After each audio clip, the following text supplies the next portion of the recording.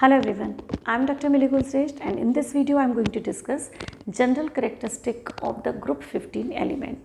So we are talking about the P block element and P block में भी we are discussing only P block के group 15 के elements को we are going to discuss. P block में आपके syllabus में group number 15, 16, 17 and 18 there are 4 groups in your syllabus. सारे groups की अलग अलग जनरल प्रॉपर्टीज़ हैं, we will discuss in detail, but हाँ very few things are there which are different in them. Otherwise rest of the things जो concept चलेंगे वो काफ़ी आपके कॉमन चलेंगे. तो make sure that whenever I am emphasising in any of the concept तो please make sure कि आप उसको ढंग से कहीं लिख लें और करते समय ये ध्यान रखें कि किस चीज़ पे एम्फेसाइज किया जा रहा है, because you will get the MCQs or assertion reason. तो assertion reason में you need to have that concept very clear, otherwise you will face problem in that. तो I am starting from P block group 15. Group 15 के elements कौन से हैं? Nitrogen, phosphorus, arsenic, antimony and bismuth. अब out of these all elements we have nitrogen and phosphorus. These two are non-metal and arsenic and antimony are metalloids, जबकि bismuth आपका क्या है? This is a metal. तो in this particular group number 15 हमारे पास non metal, metalloid and metal, all 3 kind of elements are present. Main thing is how we are going to decide their properties. उसके लिए हमें चाहिए इनकी electronic configuration, और electronic configuration को जानने के लिए we need to have their atomic number. तो let's start with the atomic number and then will go for configuration of electron. ठीक है, तो first I am starting from atomic number of nitrogen, that is 7. अब 7 electrons, how they are distributed in nitrogen. Let us see simple one. 1s2, 2s2, 2p3. So there are 3, 4, 5, 6, 7 electron and this is their second shell which is the last shell of the nitrogen also. कितने electron आ रहे हैं? 5 electron in the outermost shell. किस orbital में last electron गया है? Look at this. Last में मैंने इलेक्ट्रॉन किस में लिखे थे? पी में. तो लास्ट वाला electron is entering into P orbital. इसका मतलब है this should be kept, this nitrogen should be a part of the p block. And just because इसके आउटरमोस्ट शेल में 5 इलेक्ट्रॉन हैं तो इसका जो ग्रुप नंबर दिया गया है वो दिया है 15. द रीज़न बिहाइंड कि आप कैलकुलेट कर सकते हैं group number of an element of P block. कैसे आप कैलकुलेट करेंगे? पी ब्लॉक एलिमेंट के लिए इसको लिख लीजिए कहीं, वैसे तो 11th स्टैंडर्ड का है, बट पी ब्लॉक के एलिमेंट का अगर आपको ग्रुप नंबर निकालना है तो आपको क्या करना है? उसका कॉन्फ़िगरेशन करना है. Count the number of electron in the outermost shell. Okay, in this case 5 electrons are there and add 10 to it. What is the number you are getting? 15. So this 15 is the group of this nitrogen. So this way you can calculate the group number of the element belonging to the P block. ये P block के लिए valid है. अगर मुझे S block का निकालना होगा तो इस पर ये फॉर्मूला नहीं लगेगा. तो let us talk about P block element configuration. तो what is the configuration of nitrogen? 2s2, 2p3. This is outermost shell configuration. तो आउटरमोस्ट शेल का कॉन्फ़िगरेशन आपको कॉन्सेंट्रेट करना है क्योंकि वही तो है which is going to give the reactions. Outermost shell, rest of the orbit shells which are not working, they are not participating in making of bond. ठीक है ना. तो एक और करके देख लेते हैं, दैट इज नाइट्रोजन के बाद क्या ले लें? फॉस्फोरस. फॉस्फोरस का एटॉमिक नंबर क्या है? 15. तो if it is 15 phosphorus, configuration will be 1s2, 2s2, 2p6, 3s2 and 3p3. count कर लीजिए, that is 15 number of electron. Now this is the first shell, 1 and 2 electrons. This is second shell, 6 plus 2, 8 electrons and this is third shell which is 5 electron having. इसका मतलब इसके outermost shell में भी 5 electron है तो इसका group number भी क्या हुआ? 5 plus 10 करके 15 हो जाएगा. Main thing here is the outermost shell configuration is same here, 3s2, 3p3. That is the reason they are kept in the same group. तो इसका मतलब ये हुआ the elements which are showing the outermost shell configuration similar kind of, उनको हम एक group में रखते हैं और ये सबको पता है. तो what is there? Nitrogen, phosphorus, arsenic, antimony, bismuth. Nitrogen belongs to the second period, है ना. ये phosphorus belongs to the third period, this is fourth, this is fifth period, this is 6th period element और 7th period में another one. अब आपका 6th period, second period में nitrogen है तो देखिए ज़रा how many shells are there in the nitrogen? 2 shells. तो 2 shells are there mean second period. 3 shells are there, 3s2, 3p is the configuration of the outermost shell तो इसका third period. अगर यहाँ पे हम बात करें what will be the outermost shell configuration of arsenic तो आपको दिमाग लगाने की ज़रूरत ही नहीं है. Obviously it is belonging to the 4th period. Third shell से जैसा ही कॉन्फ़िगरेशन होगा 4s2, 4p3 will be the configuration for the arsenic, and outermost shell configuration वो तो change नहीं होगा because it belongs to the same group. So this way we can calculate how many electrons are there in the outermost shell and we can guess it also. अगर हमें आगे वाले elements के atomic number नहीं भी याद है तो भी हम उन्हें कैलकुलेट कर सकते हैं. If I am asking you to write down the general electronic configuration of the p block element और 15th ग्रुप एलिमेंट, तो चलो पी ब्लॉक के लिए तो ऑब्वियसली हम लोग क्या लिख सकते हैं, NS2NP में 1 से लेके 6 तक कितने भी हो सकते हैं. 1 से लेके 6 तक का मतलब 13th ग्रुप होगा, तो NS2NP1 यानी 3 electron in the outermost shell plus 10 करेंगे 13th ग्रुप. अब हम यहाँ बात करें 1 से लेके 2, 3, 4, 5 पर हमारे पास यहाँ पे है 15th ग्रुप. तो 15th ग्रुप के लिए general configuration becomes NS2NP3, NS2NP3, 2S2 2P3, 3S2 3P3, 4S2 4P3. तो general configuration for the p block element in 15th group will be NS2NP3. But in general P block, पूरे P block को अगर आप consider करेंगे तो it is NS2NP में 1 से लेके 6 तक. अगर P1 है तो it is 13th group, P2 है तो it is 14th group, P3 है तो it is 15th group, P4 है तो it is 16th group, like that. तो ये हो गया आपका electronic configuration of elements present in the p block 15th group. ठीक है. Now we are going to discuss the ionization enthalpy. अब ionization enthalpy क्या होती है? It is the energy required to remove one electron from an isolated gaseous atom. फिर से सुनिए, किसी भी isolated मतलब बिल्कुल separated एटम की आउटरमोस्ट शेल में से इलेक्ट्रॉन को निकालने के लिए जितनी एनर्जी की ज़रूरत होती है उसको बोलते हैं आयोनाइजेशन एंथैल्पी. रिप्रेजेंट किसे करते हैं? ΔHIE. This is called ionisation enthalpy. अब ऑब्वियसली आयोनाइजेशन एंथैल्पी का सीधा कनेक्शन होता है with the size of atom, and we know the size of the atom increases up to down, और the distance of the outermost shell from the nucleus will decide कि कितना strongly that electron is bonded with the nucleus. तो अगर मैं इन दोनों को compare करती हूँ तो आप गेस कर सकते हैं कि which atom will show the high ionisation enthalpy. किस में से इलेक्ट्रॉन निकालना ज़्यादा मुश्किल होगा? ऑब्वियसली इसमें से, because this is a smaller and इसका न्यूक्लियस इसके आउटरमोस्ट शेल के इलेक्ट्रॉन के काफ़ी पास है, जिसकी वजह से इसका outermost shell electron is very strongly held by the forces of attraction from the nucleus side. तो इसलिए इसको इलेक्ट्रॉन को निकालना मुश्किल है, जबकि यहाँ पे there is a more distance and the electron can be easily move out from the atom. So this way we can just predict that the size of the atom increases. It means the ionization enthalpy of the atom of the various element is decreasing up to down. तो ionization enthalpy कम होती है जब हम ऊपर से नीचे इस group में, ग्रुप नंबर 15 में मूव करते हैं. तो highest ionization enthalpy will be of nitrogen and lowest ionization enthalpy will be of bismuth. और आप इसको भी अंदाज लगा सकते हैं that bismuth is a metal. तो मेटल का आयनाइजेशन एंथैल्पी कम होता है, that is why they can easily lose the electron, that is why they are metal, isn't it. तो ये हो गई आपकी आयनाइजेशन एंथैल्पी. अब आयनाइजेशन एंथैल्पी में there is one question which is very important here. अब तक जो मैंने बताया वो एक जनरल में जा रहा था. अब यहाँ पे एक क्वेश्चन है which is most of the time asked, which is I am taking nitrogen and oxygen. Nitrogen belongs to the 15th group, oxygen belongs to the 16th group. Nitrogen के पहले हमारे पास है carbon which is in the 14th group. तो अगर मैं इनकी compare करती हूँ ionization enthalpy from left to right, यानी एक पीरियड में आयनाइजेशन एंथैल्पी कैसे चेंज होती है, तो ये भी साइज़ पे डिपेंड करेगी. तो अप टू डाउन अगर साइज़ बढ़ रहा है तो लेफ्ट टू राइट साइज़ क्या होना चाहिए? कम होता है. This is the trend which is always opposite, up to down and left to right. तो अगर आप देख सकते हो तो यू कैन अंडरस्टैंड कि ये इलेक्ट्रॉन निकालना या ये इलेक्ट्रॉन निकालना, out of these two what you will suggest कि किस में से इलेक्ट्रॉन निकालना ज़्यादा आसान होगा? नाइट्रोजन में से, क्योंकि नाइट्रोजन इज़ बिगर, तो इसका न्यूक्लियस इसके आउटरमोस्ट शेल से दूर है, तो ईजिली उसमें से इलेक्ट्रॉन निकल सकता है. और अभी हमने यही पढ़ा, हमने पढ़ा कि जितना ज़्यादा साइज उतना easy to remove the electron. तो ionisation enthalpy of the nitrogen should be less than the oxygen, but it is not less. Why it is not less? उसके लिए आपको देखना पड़ेगा इनका कॉन्फ़िगरेशन. नाइट्रोजन का कॉन्फ़िगरेशन इज़ 2s2 2p3, जबकि oxygen का कॉन्फ़िगरेशन इज़ 2s2 2p 4 क्योंकि एक इलेक्ट्रॉन ज़्यादा हो गया, ठीक है।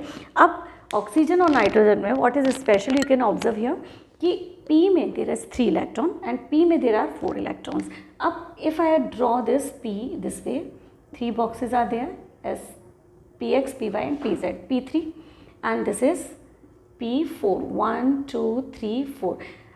You can see here this is half filled and always remember half filled and full filled orbitals are highly stabilized. So extra stability of this p orbital makes its ionization enthalpy very high.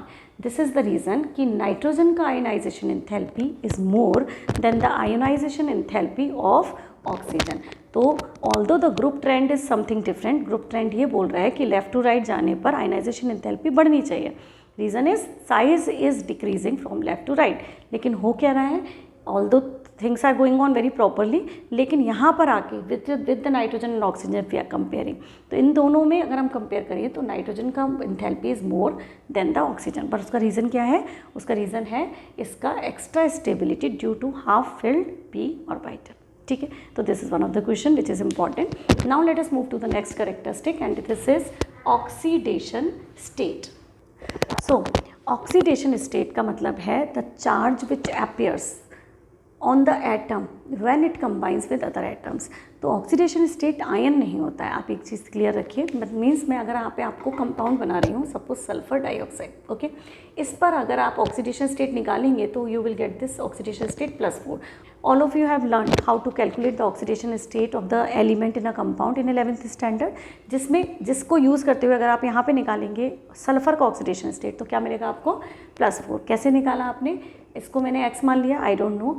Oxygen का oxidation state most of the time in oxide it is -2। कितने oxygen है हमारे पास, 2। Total इस substance पे charge कितना है, 0। तो x equals to हो गया +4, यानी कि सल्फर का ऑक्सीडेशन स्टेट +4 है। अब इस +4 का मतलब क्या होता है, ऑक्सीडेशन स्टेट ये चार्ज है जो सल्फ़र पर अपियर हुआ है जब सल्फ़र ऑक्सीजन के साथ कनेक्ट हुआ है।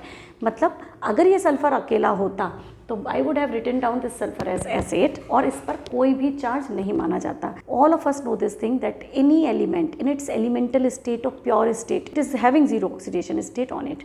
तो जब भी कोई एटम दूसरे टाइप के एटम्स के साथ कनेक्ट होता है then it is experiencing some charges. Charges आपके दो ही हैं, या तो पॉजिटिव या नेगेटिव। तो या तो ऐसा हो रहा होगा कि कोई जुड़ा हुआ एलिमेंट उससे इलेक्ट्रॉन खींच रहा होगा तो वो पॉजिटिव चार्ज अपीयर आएगा उसके ऊपर। अगर कोई एलिमेंट उसको चार्ज दे रहा होगा तो उसके ऊपर माइनस चार्ज आएगा। इसका मतलब है कि when two of the different type of atoms connected with each other some kind of charges appears on the molecule and that charges which are appearing here that is called oxidation state of that element in that compound। Okay, तो sulphur का oxidation state +4 SO2 में है। If I am doing it SO3, मैं इसे SO3 लिखती हूँ तो इस पर ऑक्सीडेशन स्टेट इसका +6 हो जाता है। मतलब इट विल वेरी कि कितने एलिमेंट से जुड़ा हुआ है वो एटम और किस तरीके से जुड़ा हुआ है, that is making its oxidation state. ठीक है, तो ऑक्सीडेशन स्टेट उसका स्टेट प्रेजेंट करता है, उसका कंडीशन प्रेजेंट करता है कि किस कंडीशन में है वो, कितने लोग उसका इलेक्ट्रॉन पुल कर रहे हैं। तो this is what oxidation state is about. ठीक, हम यहाँ पढ़ रहे हैं कि कितने टाइप के oxidation state your element of 15th group can show. तो let us talk about oxidation state of the elements of group 15। तो first thing is in general what will be the tendency, we know this thing कि NS2 NP3 is the general configuration। अब NS2 and NP3 में if this element gets +3 electron, ठीक है, एक 3 electron और दे दिए जाएं in the outermost shell तो it will be completely satisfied। तो what type of ion will be made by this nitrogen? N-3 obviously, क्योंकि इसके outermost shell में there are 5 इलेक्ट्रॉन और इफ़ इट गेन्स 3 इलेक्ट्रॉन तो total number of 8 electrons complete हो जाएंगे, इसका octet complete हो जाएगा। तो एक जनरल प्रॉपर्टी तो ये है कि this nitrogen shows -3 oxidation state most of the time. तो in general it shows -3 oxidation state, apart from that it can show +3 and +5 oxidation state also. अब +5 एंड +3 का मतलब क्या है कि it is going to connect with the other elements and these other elements are going to pull their electrons. तो ये क्या है, these are the oxidation state which are shown by the other element also. Nitrogen भी show कर देगा +3 +5, but in general अगर हम बात करें general oxidation state of this group is general tendency पे डिपेंड करेगी, यानी कि आउटरमोस्ट शेल में 5 है तो 5 से 3 इलेक्ट्रॉन लेगा तो इसका आयन का फॉर्मेशन होगा -3 काइंड ऑफ, तो जनरल ऑक्सीडेशन स्टेट तो -3 हो ही गई। अब इसके अलावा they show +3 +5 oxidation state also. अब all these elements are showing +3 and +5, +3 and +5। अब ये nitrogen can show +3 but it can never show +5 oxidation state. तो पहले इसकी बात करते हैं कि क्यों nitrogen cannot show +5 oxidation state. तो नाइट्रोजन का ऑक्सीडेशन स्टेट +5 क्यों नहीं हो सकता। तो नाइट्रोजन के ऑक्सीडेशन स्टेट को समझने के लिए मुझे पहले फॉस्फोरस को बताना होगा, तो मैं पहले फॉस्फोरस दिखाती हूँ आपको। What is phosphorus? P15 configuration 1s2 2s2 2p6 3s2 3p3। अब 3s2 एंड 3p3 को I can draw it like this, ठीक है, okay. So this is 3s2 and this is 3p3। अब जस्ट इमेजिन कि phosphorus को बनाना है PCl3, okay. For making PCl3 इसके पास कितने गेस्ट आ रहे हैं? 3Cl। अब ये 3Cl को कहाँ एकोमोडेट करेगा? In the shells, in the orbitals. अब ऑर्बिटल्स क्या हैं? ऑर्बिटल्स कितने इसमें हाफ फिल्ड हैं? 3 हाफ फिल्ड ऑर्बिटल। तो this phosphorus can accommodate 3 chlorine into it, ठीक। तो इस तरीके से फॉस्फोरस इजीली 3 चीज़ों को एकोमोडेट कर सकता है। अगर फॉस्फोरस को बनाना हो PCl5 then what? Phosphorus 5 chlorine को कैसे एकोमोडेट करेगा? उसके पास रूम्स खाली नहीं है, इसलिए this time phosphorus will take help from the d orbital. अब इसके पास d ऑर्बिटल खाली है बिकॉज थर्ड शेल से आपके पास d ऑर्बिटल अवेलेबल हो जाते हैं। तो ये क्या करेगा? d ऑर्बिटल 1 2 3 4 5 यहाँ से एक इलेक्ट्रॉन शिफ्ट करेगा टू द d ऑर्बिटल। तो मैं ये से यहाँ से हटा रही हूँ और यहाँ लिख रही हूँ। अब देखिए how many rooms are available there? 1 2 3 4 5। Now there are 5 rooms and 5 guest are coming PCl5 में। Cl5 इज देयर, तो 5 Cl यहाँ पे 1 2 3 4 and 5 Cl can accommodate in this compound very easily. तो आपका PCl5 इजीली बन जाएगा। हाइब्रिडाइजेशन क्या होगा? sp3 and d। तो आपके पास 5 ऑर्बिटल्स वाला sp3 hybridization will be formed and this will let this PCl5 to be prepare, ठीक। अब बात करते हैं नाइट्रोजन की। इन केस नाइट्रोजन अगर आपका NCl3 बनाना चाहेगा तो क्या होगा? Yes, it can prepare the NCl3। Reason behind, क्योंकि NCl3 में अगर सपोज ये नाइट्रोजन है तो 2s2 एंड 2p3 कॉन्फ़िगरेशन हुआ, ओके। मैं इसे हटा रही हूँ क्योंकि नाइट्रोजन के पास d ऑर्बिटल होते ही नहीं है ना। तो दिस इज 2s2 2p3 और 2p3। नाइट्रोजन को 3 NCl3 बनाना है, 3 गेस्ट चाहिए थे, 3 गेस्ट के लिए 3 रूम्स आर अवेलेबल 1 2 3, तो NCl3 इजीली बन जाएगा। लेकिन फॉस्फोरस के जैसे अगर ये बनाना चाहता है NCl5 then it is possible, is it possible for the nitrogen? नहीं पॉसिबल है। Reason behind, if nitrogen want to accommodate 5 chlorine it should have 5 orbitals in half filled. तो अब इस केस में देखिए this is having only 3। In case of phosphorus उसने अपने transfer कर दिए थे electron in the d orbital, but the problem is इसके पास d ऑर्बिटल है ही नहीं। हमें कैसे पता? क्योंकि 2d कुछ होता ही नहीं है। Second shell is not having d orbital and f orbital, second shell is having only s and p orbital. तो इसमें d orbital are not available. इसका मतलब है कि आप इस इलेक्ट्रॉन को जंप करा के आगे ले ही नहीं जा सकते। Then what? Then there is no possibility to form NCl5। तो nitrogen cannot form nitrogen pentachloride, जबकि phosphorus can form PCl5। The reason behind unavailability of the d orbital. तो नाइट्रोजन का जो वैलेंसी है वो आपका +5 पे एक्सटेंड नहीं कर सकता। कोवैलेंसी ऑफ द नाइट्रोजन यानी कितनों के साथ वो कनेक्ट कर सकता है? नाइट्रोजन का covalency, maximum covalency can be only 4। तो maximum covalency of the nitrogen is 4, but अभी मैंने ये कहा कि नाइट्रोजन 3 से ज़्यादा नहीं बना सकता, तो फिर 5 कोवैलेंसी कैसे होगी? Look at this. Nitrogen, let's take the example of ammonia NH3। ठीक है। तो कोवेलेंसी 3 हो गई, नाइट्रोजन ने अमोनिया बना दिया, 3 से ये कनेक्ट हुआ, यानी कि the nitrogen is showing covalency 3 in this case. अब मैंने क्या किया, H+ आयन, यानी H+ ion is coming to this nitrogen and asking for the help, तो this lone pair of electron will be added between या will be kept between hydrogen ion and nitrogen. तो ये जो hydrogen ion है ये इसके पास आएगा and this nitrogen will keep its lone pair of electron between these two, जिसको हम एज अ बॉन्ड दिखा सकते हैं which is a coordinate bond, जहाँ पे sharing is taking place from the one side only. अब यहाँ पे this compound formed is NH4। So is it completed now? No, क्योंकि इसका जो टेंशन था यानी जो इस पर लैक थी, अब जो नाइट्रोजन है वो इलेक्ट्रॉन इसके खुद के थे 2 जो उसने शेयर किए हैं, तो प्लस चार्ज किस पे आएगा, नाइट्रोजन के ऊपर। तो कुल मिला के this ammonia compound now turn into ammonium ion. तो यू डू रिमेंबर कि whenever any element is showing the valency more than its usual valencies, तब क्या होगा, तब आपका उस एलिमेंट पर पॉजिटिव चार्ज आएगा। फॉर एन एग्जाम्पल, एक एग्जाम्पल इसका देखते हैं। Look at this water example हमारे पास है। This water is having 2 loan pair of electron, ठीक है ना। अब अगर ये वाटर के साथ H+ आयन आता है तो ये H+ आयन को सपोर्ट करेगा lone pair of electron of oxygen. जैसे यहाँ पर लोन पेयर ऑफ नाइट्रोजन ने सपोर्ट किया था H+ को, यहाँ पे lone pair of oxygen will also support hydrogen ion. तो क्या होगा, this hydrogen ion will come to this oxygen, okay, ये आया इनके पास, ठीक है। इसने कहा कि मेरे इलेक्ट्रॉन चलो बीच में रखते हैं, जिसकी वजह से इनके बीच में बन गया सिंगल बॉन्ड। लेकिन अब ऑक्सीजन जो कि 2 बॉन्ड बनाता है यूजुअली, तो how many bonds this oxygen is forming now, 3 bonds. तो यूजुअल से ज़्यादा बॉन्ड बनाए जस्ट लाइक नाइट्रोजन। तो ऑक्सीजन के ऊपर कौन सा चार्ज आएगा, प्लस, क्योंकि oxygen is forming number of bonds which is more than it's usual bonds, ठीक है। तो यूजुअली ऑक्सीजन बनाता है H2O, इस बार बनाना है H3O, 3 बॉन्ड बनाते ही 1 चार्ज ज़्यादा।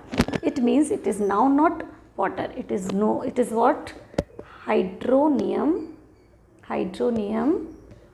आयन, ठीक है ना। ये हाइड्रोनियम आयन हो गया और ये क्या है, अमोनियम आयन। जल्दी में हम लोग लिख देते हैं इस तरीके से NH4+, but actually this charge is on the nitrogen. तो ये चार्ज जो है वो नाइट्रोजन पे क्रिएट होता है। तो आई होप ये एक बात समझ में आ गई कि नाइट्रोजन की maximum covalency in this compound is 4। तो नाइट्रोजन कोवेलेंसी मैक्सिमम 4 तक शो कर सकता है। ऑल्दो इस रूल के हिसाब से, इस हाइब्रिडाइजेशन के हिसाब से इसको 3 कोवेलेंसी शो करना चाहिए था, क्योंकि कोई भी एलिमेंट मैक्सिमम कोवेलेंसी उतनी ही शो कर सकता है जितने की उसमें नंबर ऑफ इलेक्ट्रॉन होते हैं आउटरमोस्ट शेल में। तो सारे element other than nitrogen, phosphorus, arsenic, antimony, bismuth, सबके सब +5 ऑक्सीडेशन स्टेट तक जा सकते हैं, बट नाइट्रोजन नहीं। क्यों? क्योंकि उसके पास d ऑर्बिटल नहीं है, ठीक है। तो अब बढ़ते हैं to the next part of this oxidation state. तो let's see one more property of this nitrogen. Most of the time when it is showing the oxidation state +1 से +4, तब नाइट्रोजन के कंपाउंड शो डिस्प्रोपोर्शनेशन रिएक्शन। अभी disproportionation reaction क्या होती है? The reaction in which an element undergoes oxidation as well as reduction. तो वो reaction जिसमें ऑक्सीडेशन और रिडक्शन दोनों होते हैं, these reactions are known as disproportionation reaction. क्या नाम है रिएक्शंस का? डिस्प्रोपोर्शनेशन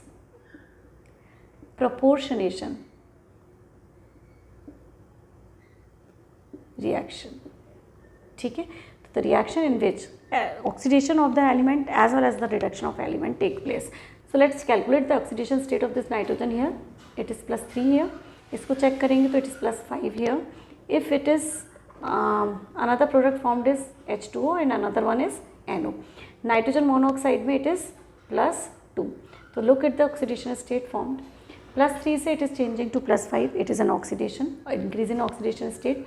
+3 से it is turning into +2. It means it is decrease in oxidation state. तो one element of this nitrogen is undergoing oxidation as well as reduction. तो इस reaction का नाम क्या हुआ? Disproportionation reaction. वो reaction जिसमें oxidation और reduction दोनों ही साथ साथ होते हैं, ठीक है। तो ये हो गई आपकी disproportionation reaction. अब बात करते हैं एक special property जो कि काफ़ी ज़्यादा पूछी जाती है related with oxidation state. And what is that? As I told you कि +3 and +5 are the general oxidation state. अब +3 +5 में से आपका जो +3 ऑक्सीडेशन स्टेट है ना, this oxidation state is very prominent in the down side element. मतलब नीचे वाले जो एलिमेंट है ना, antimony and bismuth, these two elements, down side element, these two have tendency to show +3 oxidation state more than +5 oxidation state। मतलब अगर हम इनका कंपेयर करें कि आपका एलिमेंट +3 में मिलेगा या +5 में, तो प्रिफर क्या करेंगे, ये करेंगे prefer +3 not +5। The reason behind is inert pair effect. अब ये क्या होता है, inert pair effect. The configuration is NH2NP3। तो नीचे वाले एलिमेंट्स की हम बात कर रहे हैं, तो इसका मतलब है हमें 7th ग्रुप में, 6th ग्रुप में और 7th पीरियड में, 6th पीरियड में, 6th और 7th पीरियड में क्या होता है, आपके D orbitals and F orbitals काफ़ी ज़्यादा होते हैं, जिनकी शील्डिंग काफ़ी ख़राब होती है। If shielding is very less, तो जो न्यूक्लियस है और आउटरमोस्ट शेल इलेक्ट्रॉन्स है, उनके बीच का charge, the forces of attraction increases. क्यों? क्योंकि Z इफेक्टिव काफ़ी बढ़ जाता है। क्या बढ़ जाता है? Z इफेक्टिव क्यों बढ़ जाता है? Because D and F orbitals which are being filled at the down side element, in the down side element, क्योंकि उनके नंबर ऑफ इलेक्ट्रॉन ज़्यादा होते हैं, D ऑर्बिटल्स, F ऑर्बिटल्स आने शुरू हो जाते हैं, तो इनके इलेक्ट्रॉन्स जो फिल्ड होते हैं, प्रोटॉन तो बढ़ ही रहे हैं लेकिन शील्डिंग नहीं चल रही है उतनी, क्योंकि shielding, they are not good shielders. D and F orbitals are very bad shielders. तो शील्डिंग ना होने की वजह से this nucleus and this last shell electron, they face a very strong forces of attraction। Z effective बढ़ते ही क्या होगा, size छोटा होना लगेगा, साइज़ छोटा होगा तो स्टेबिलिटी पे अंतर आएगा।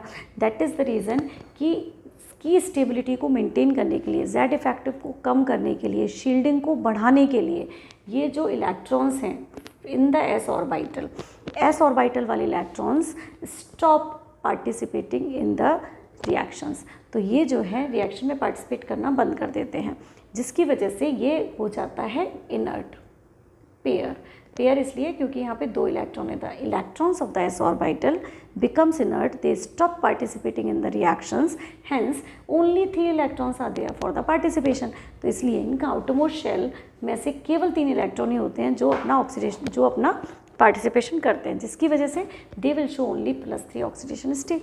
तो +3 ऑक्सीडेशन स्टेट नीचे वाले एलिमेंट्स पे ज़्यादा प्रोमिनेंट होती है in comparison with the +5 oxidation state. तो अगर मैं आपसे पूछती हूँ कि Bi+3 और Bi+5 में से, Bi+3 एंड Bi+5 में से which one is more stabilize, तो आप कहेंगे Bi+3। या फिर मैं आपसे कहती हूँ कि Bi+5 इज़ ऑक्सीडाइजिंग एजेंट, तो Bi+5 मतलब बिस्मिथ का +5 ऑक्सीडेशन स्टेट वाला कंपाउंड एक अच्छा ऑक्सीडाइजिंग एजेंट है। इसका मतलब क्या है कि बिस्मिथ का +5 ऑक्सीडेशन वाला स्टेट Bi+3 पे जाना पसंद करता होगा, क्योंकि रिड्यूस हो रहा है, रिडक्शन करेगा तभी तो दूसरे को ऑक्सीडाइज कर पाएगा। Because this has tendency to come from 5 to 3, क्योंकि 3 वाला इज़ मोर स्टेबलाइज, क्योंकि inert pair effect is working there. तो इसलिए ये +5 से हमेशा +3 पे आने की कोशिश करेगा। जब कोशिश करेगा +3 पे आने की, तो इसका रिडक्शन होगा तो it is going to work as an oxidizing agent. This is the reason कि Bi+5 is an oxidizing agent. ठीक है, now the next one is anomalous behaviour of nitrogen. तो अनोमलस बिहेवियर ऑफ नाइट्रोजन में सबसे पहली चीज़ जो आपको याद रखनी है वो है why this nitrogen shows anomalous behaviour and actually what is anomalous behaviour. तो let's talk about what is anomalous behaviour.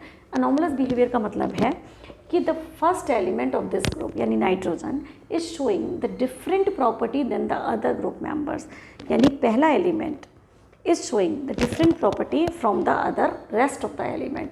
उसका एलिमेंट इसका प्रॉपर्टी इज डिफरेंट और रेस्ट ऑफ द एलिमेंट का प्रॉपर्टी, काफ़ी सारी property are different, although they belong to the same group, फिर भी इसकी प्रॉपर्टी काफ़ी कुछ डिफरेंट है।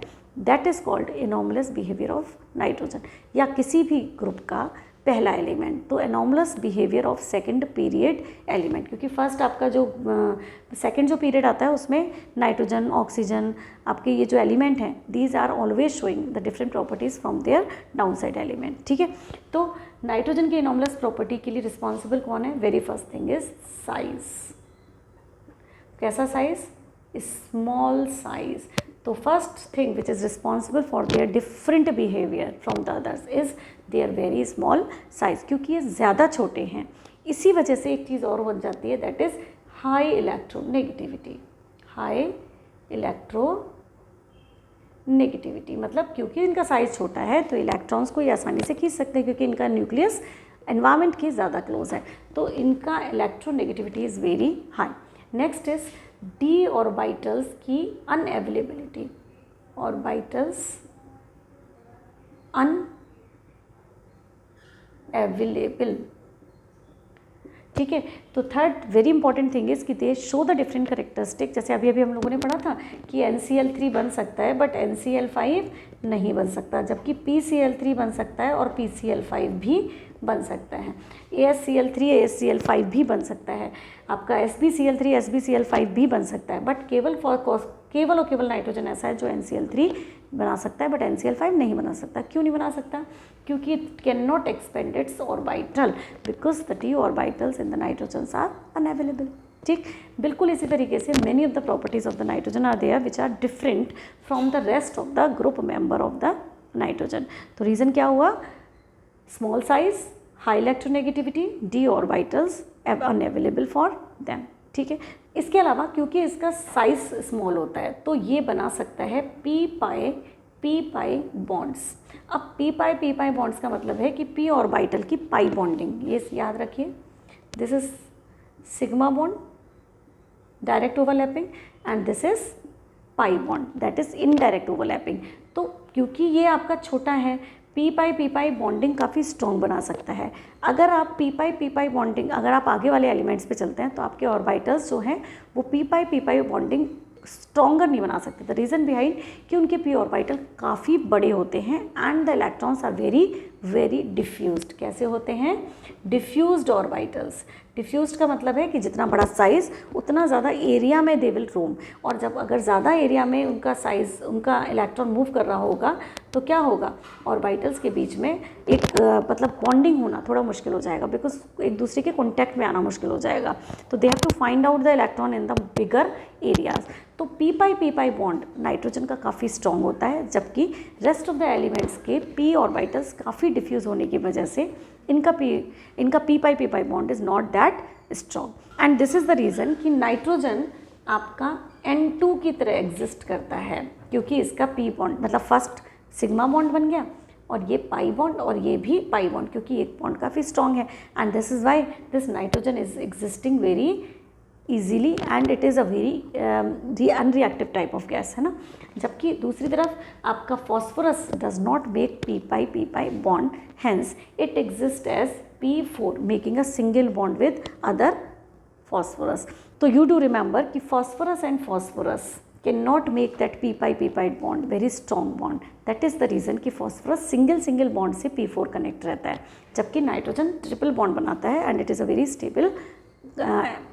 Very stable element. ठीक, इसके अलावा एक और चीज़ that phosphorus and nitrogen if I compare the bond, single bond में की बात कर रही हूँ मैं, मतलब हम अगर हमारे पास इस तरीके का कोई सीन है कि फॉस्फोरस सिंगल बॉन्ड फॉस्फोरस दिया हुआ है और नाइट्रोजन सिंगल बॉन्ड नाइट्रोजन दिया हुआ है, तो the bond dissociation enthalpy of the nitrogen should be more and the bond dissociation enthalpy of the phosphorus should be less. First bond dissociation enthalpy बोल रही हूँ मैं, ये वाले एक सिंगल बॉन्ड डिसोसिएशन एंथैल्पी, तो ये this should be there. But the fact is कि नाइट्रोजन का बॉन्ड डिसोसिएशन एंथैल्पी जो होता है वो काफ़ी कम होता है, it is less than the bond dissociation enthalpy of the phosphorus. बहुत नोट कर लीजिए इस चीज़ को, bond dissociation enthalpy is always important.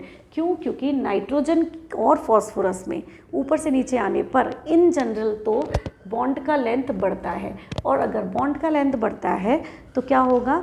Bond dissociation enthalpy कम होनी चाहिए। तो इन जनरल हम ट्रेंड में ये लिखेंगे सबसे ज़्यादा बॉन्ड एंथैल्पी इसकी, फिर फॉस्फोरस फिर आर्सेनिक, फिर बिस्मिथ, इस तरीके से आपकी डिक्रीज़ करेगी। लेकिन एक्चुअली इट इज़ ऑब्जर्व कि नाइट्रोजन की bond dissociation enthalpy is less than the phosphorus. The reason behind the inter-electronic repulsions between the nitrogen and nitrogen. मतलब ऐसा मानिए आप कि दो नाइट्रोजन के एटम्स हैं जो कि एक दूसरे के साथ कनेक्टेड हैं. आपने कहा कि भाई इनका बॉन्ड छोटा है इसलिए आसानी से नहीं टूटेगा क्योंकि length is very less, strongly they are held with each other. But the actual reason is कि इनका जो बॉन्ड छोटा है ना उसमें काफ़ी ज़्यादा स्ट्रगल है because the electrons are moving around and in this very small area. That is why the inter electronic repulsions are very high. तो इसमें एनर्जी देते ही ये फटाफट से दूर होगा. तो बॉन्ड डिसोसिएशन एंथैल्पी नाइट्रोजन की एक्चुअली कम होगी फॉस्फोरस के कंपैरिजन में, but otherwise up to down जाने पर बॉन्ड डिसोसिएशन एंथैल्पी डिक्रीज करती है because of the increase in the length of the bond. ठीक है, तो this is the next thing which is different about the nitrogen other than other element of this particular group, यानी कि it is again anomalous behavior of the nitrogen. Now let us talk about the next property, that is the reaction of these element with hydrogen. So let's see reaction of these element with hydrogen. तो ये बनाएंगे hydrides, मतलब very common hydride is NH3 and one more hydride is very common, that is PH3.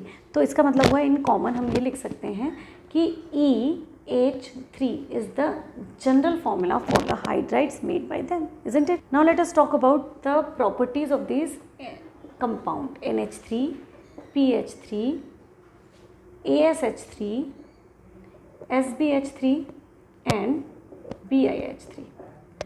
So let's talk about the property of these hydrides. The very first thing which is important here is thermal stability of hydride. Thermal stability. अब thermal stability का क्या मतलब है कि अगर आप इन्हें गर्म करें तो ये टूट जाएंगे या नहीं टूटेंगे, that is called thermal stability. अगर टूट जाते हैं तो they are not thermally stable. तो अब जस्ट गेस कि किसके बॉन्ड स्ट्रॉन्ग होंगे. नाइट्रोजन कुछ ऐसा है, पी कुछ ऐसा है, थोड़े बॉन्ड्स मैंने बढ़ा दिए हैं, ओके. एस कुछ ऐसा है, ऐसा, ठीक है. सबके पास लोन पेयर है, ठीक है ना. तो अब नाइट्रोजन के केस में there is bond which is smaller, bond का साइज इज इंक्रीजिंग, तो length is increasing. Length is increasing means dissociation enthalpy will be lesser. तो आसानी से कौन सा टूटेगा, जिसका बॉन्ड लेंथ सबसे ज़्यादा है. तो the dissociation will be easier in this case and dissociation will be not easier for this case. इसका मतलब है डिसोसिएशन थर्मल स्टेबिलिटी अगर मैं बात करती हूँ तो thermal stability decreases from up to down. तो अगर मैं स्टेबिलिटी की बात करती हूँ, थर्मल स्टेबिलिटी डिक्रीजेज ना, तो इस तरीके से आपका थर्मल स्टेबिलिटी डिक्रीज करेगी. सबसे ज़्यादा स्टेबल कौन सा हुआ, अमोनिया, क्योंकि उसके बॉन्ड सबसे छोटे हैं. सबसे कम स्टेबल कौन सा हुआ, BiH3, क्योंकि उसके बॉन्ड सबसे बड़े हैं. दैट इज़ द रीज़न कि thermally your ammonia is most stable among all the hydrides of this particular group. ठीक है, now let's talk about the reducing character. क्या पढ़ेंगे हम, रिड्यूसिंग करेक्टर. अब रिड्यूसिंग करेक्टर पढ़ने से पहले we should understand reducing character होता क्या है. रिडक्शन करेगा कौन, हाइड्रोजन. अगर मैं इनमें से H निकाल देती हूँ तो ये H, मतलब मैंने NH3 में से H निकाला, अब ये H क्या कम करेगा, रिडक्शन करेगा. तो जो ज़्यादा आसानी से H निकालेगा वो ज़्यादा अच्छा रिडक्शन करेगा. तो अमंग दीज ऑल अभी हमने पढ़ा कि थर्मली दिस इज़ अनस्टेबल और this is highly stable, isn't it? तो ये कम स्टेबल है, ये ज़्यादा स्टेबल है, तो आसानी से H को निकालेगा, ये वाला निकालेगा. तो जो H निकालेगा वो क्या करेगा, दूसरे का रिडक्शन करेगा. तो this becomes a good reducing agent. तो among all the hydrides this is the best reducing agent. तो आप ये भी कह सकते हैं the reducing ability of the hydrides increases up to down. Same way we can discuss one more characteristic. That characteristic is basicity. It is very important. Basicity. Basicity का मतलब क्या होता है, what is base, what is Lewis base. Lewis base having nine. अगर मैं ammonia की बात करती हूँ तो this is the best Lewis base here in this group. Lone pair of electron makes it a base. What is Lewis base, the donor of electrons, lone pair of electrons are called Lewis bases. ठीक, तो donor of electron is called Lewis base. तो इसके पास एक pair of electron है, इसका मतलब it is a very good Lewis base. अब अगर ये लुईस बेस है तो इन सब में ही तो एक इलेक्ट्रॉन लोन पेयर है. तो अगर इन सब में लोन पेयर इलेक्ट्रॉन्स है तो these all are working as a Lewis base. Yes, they all are working as a Lewis base. लेकिन ऊपर से नीचे आने पर किसका टेंडेंसी कैसे चेंज होता है, which out of these all hydrides will be a best Lewis base. तो याद रखिएगा इसके ऑर्बिटल छोटे तो it can donate the electron very easily, क्योंकि ऑर्बिटल ज़्यादा डिफ्यूज्ड नहीं है, फैला हुआ नहीं है इनके इलेक्ट्रॉन्स, इधर उधर ढूंढने नहीं पड़ेंगे उसे लोन पेयर देने के लिए। नाउ द फॉस्फोरस का साइज इज मोर, आर्सेनिक का और बड़ा, स्ट्रिबियम का और बड़ा। तो this way you can see कि ऑर्बिटल्स काफ़ी ज़्यादा बड़े होने की वजह से the electrons are more diffused. जितना ज़्यादा डिफ्यूज होते जाएंगे lone pair of electron can not be donated that easily. तो the orbitals are more diffused, hence the basicity of the hydrides will decrease up to down because of the increase in orbitals and more diffused lone pair of electron. ठीक है, तो basicity decreases up to down in this particular group. Now let us talk about the reaction with oxygen. तो अब देखें जल्दी से, oxygen के साथ आपको पता है ऑक्सीजन के साथ ऑक्साइड्स बनता है। Nitrogen is very special, it makes many oxides. Nitrogen के आपको वेराइटी ऑफ ऑक्साइड्स मिलेंगे, जैसे N2O मिलेगा, NO मिलेगा, NO2 मिलेगा, N2O3 मिलेगा, N2O5 मिलेगा। So nitrogen makes many of the oxide. और वैसे भी nitrogen shows variety of oxidation state in its compound. आपके -3 से लेके +5 तक के सारे ऑक्सीडेशन स्टेट नाइट्रोजन शो करता है। लेकिन rest of the element show कौन से, दे शो -3, +3 एंड +5 ऑक्सीडेशन स्टेट। तो अगर मैं ऑक्साइड की बात करूंगी तो देखो ऑक्सीजन के कंपैरिजन में तो नाइट्रोजन में से कोई भी ज़्यादा इलेक्ट्रोनेगेटिव नहीं है। तो ऑक्सीजन ही ऐसा होगा कि जो सबके इलेक्ट्रॉन लेगा, क्योंकि oxygen is more electronegative than any one of these element. क्योंकि इलेक्ट्रोनेगेटिविटी ऑर्डर क्या है, FON, सबसे इलेक्ट्रोनेगेटिव फ्लोरीन, उससे कम ऑक्सीजन और उससे कम नाइट्रोजन। तो अगर मैं ऑक्सीजन और नाइट्रोजन को भी जोड़ देती हूँ ना, यानी मैं लिख रही हूँ NO, तो नाइट्रोजन और ऑक्सीजन को कनेक्ट करते ही नाइट्रोजन के electron will be moved towards the oxygen. क्यों, क्योंकि इट इज़ मोर इलेक्ट्रोनेगेटिव। तो नाइट्रोजन मोनो ऑक्साइड में भी ऑक्सीजन के ऊपर आएगा -2 चार्ज और इसके ऊपर आएगा +2। तो नाइट्रोजन के भी इलेक्ट्रॉन ऑक्सीजन खींच सकता है। तो आप ये बात समझ सकते हैं कि this group element are not going to make show +1 oxidation state in their compound with oxygen. तो इनके जो ऑक्साइड होंगे उसमें इन सब के ऊपर पॉजिटिव चार्ज होगा। कितना होगा, +3 होगा या +5 होगा। यानी कि जो ऑक्साइड बनेंगे वो आपके कैसे बनेंगे, E2O3 और E2O5। मीन्स एलिमेंट जो होगा आपका या तो +3 ऑक्सीडेशन स्टेट में होगा या फिर +5 ऑक्सीडेशन स्टेट में होगा। लेट्स मेक द ऑक्साइड 2-, तो क्रॉस मल्टीप्लाई करेंगे इनकी वैलेंसीज को। क्या कंपाउंड बना देखो ज़रा, E2O3, जबकि यहाँ पे क्या कंपाउंड बना, E+5O-2, तो क्या बना 5-2 क्रॉस मल्टीप्लाई E2O5। तो the formula, general formula of the oxide formed by these group elements will be E2O5। Nitrogen को छोड़ दीजिए, क्योंकि नाइट्रोजन तो makes variety of the compound with oxygen. Otherwise rest of the elements will show E2O3 और E2O5 kind of compounds. अब बात करते हैं what will be the order of their acidity, कौन ज़्यादा एसिडिक होगा कौन कम होगा। उसके लिए you have to just apply one concept कि more is the oxidation state, more will be the acidity of oxide. In any of the oxide you can compare. अगर आपका एलिमेंट सेम रखा है, इन सब एलिमेंट्स में oxidation state of the nitrogen is different, तो सबके oxidation state निकालिए और फिर उनको अरेंज कर सकते हैं आप as per their oxidation state. जिसका ऑक्सीडेशन स्टेट ज़्यादा उसका एसिडिटी विल बी मोर। तो if you want to arrange these according to +1, इनका +2, इसका +2, मैंने 2 बार लिख दिया है ना, चलिए हटा देती हूँ। This is what oxidation state of nitrogen is +3, इसमें oxidation state of nitrogen is +5। ठीक है, तो ये हो गया आपका +5। तो अगर मैं कंपेयर कर रही हूँ इनकी ऑक्सीडेशन स्टेट के हिसाब से एसिडिटी, तो which will be more acidic, जिसमें ऑक्सीडेशन स्टेट सबसे ज़्यादा है। तो N2O5 is more acidic then N2O3 और N2O3 is more acidic then NO and NO is more acidic than N2O. So the acidity of the oxides can be predicted by knowing their oxidation state of the element present. तो oxidation state निकालिए, जिसका oxidation state ज़्यादा उसका acidity is more. और किसी भी element, common element के oxides में आप उसकी एसिडिटी को कंपेयर कर सकते हैं। अब बात करते हैं कि एसिडिक करेक्टर अगर हम डिफरेंट अब या तो आपका ई सेम दिया है, मतलब जैसे नाइट्रोजन में मैंने कंपेयर किया तो तीनों सारे नाइट्रोजन है, नाइट्रोजन के ऑक्साइड्स देखे, सबके ऑक्सीडेशन स्टेट निकाले, सबके ऑक्सीडेशन स्टेट में जिसका सबसे ज़्यादा है वो सबसे ज़्यादा ऑक्साइड एसिडिक, जिसका कम है उसको उससे कम, और like that you will be arranging them. तो this is decreasing order of their acidity because this is the decreasing order of the oxidation state of that element. ठीक, अगर आपके एलिमेंट डिफरेंट है, मतलब अगर मैं 3 के ऑक्साइड दे रही हूँ आपको, नाइट्रोजन का ऑक्साइड, फॉस्फोरस का ऑक्साइड, आर्सेनिक का oxide, then how you are going to find out कि एसिडिटी करेक्टर कैसे चेंज हो रहा है अप टू डाउन। नाइट्रोजन के ऑक्साइड्स आर मोर एसिडिक या फिर फॉस्फोरस के ऑक्साइड्स आर मोर एसिडिक। तो इसके लिए आपको एक सिंपल सा कॉन्सेप्ट लगाना होगा। रिमेंबर दैट 10th क्लास में आपको पढ़ाया था नॉन मेटल के oxides are acidic in nature. किसके ऑक्साइड एसिडिक होते हैं? नॉन मेटल ऑक्साइड्स कैसे होते हैं? एसिडिक।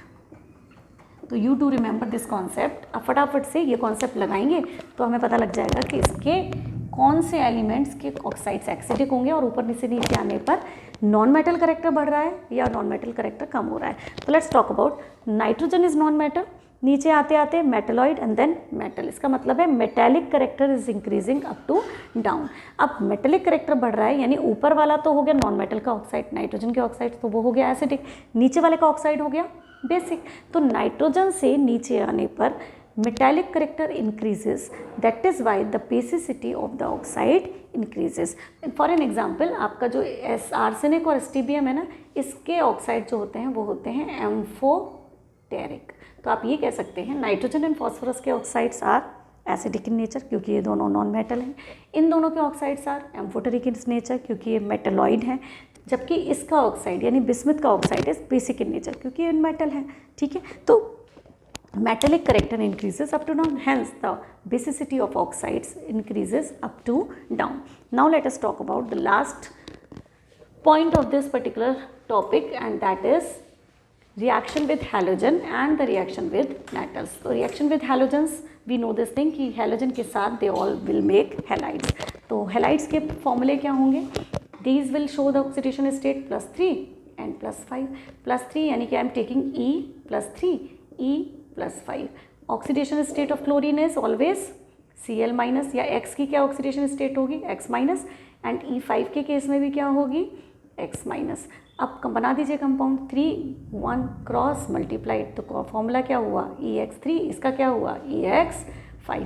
तो these two are the general formula of the compounds made by these elements. तो हम पढ़ ही चुके हैं पहले भी PCl3 PCl5, जबकि नाइट्रोजन को अगर छोड़ देते हैं क्योंकि nitrogen has no availability of d orbital, तो इसके जो हाइड्राइड्स, इसके जो क्लोराइड्स हैं वो सबके फॉर्मूले होंगे EX3 EX5 kind of, accept nitrogen जो कि 5 ऑक्सीडेशन स्टेट शो करता ही नहीं है। ठीक है, now let's talk about the metal.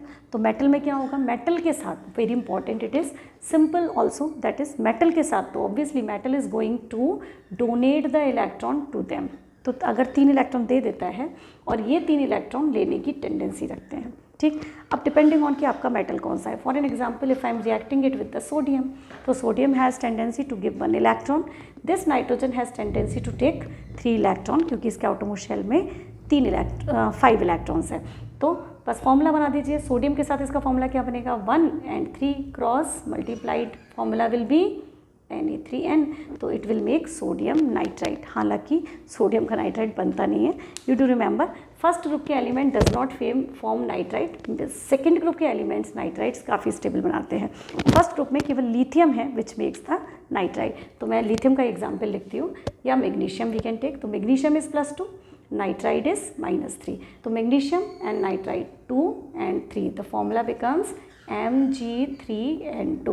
So if you are burning your magnesium ribbon with the nitrogen atmosphere, यानी कि normal air में if you are burning it, that will have tendency to react with the nitrogen to form the nitrite. ठीक है, formula क्या होगा?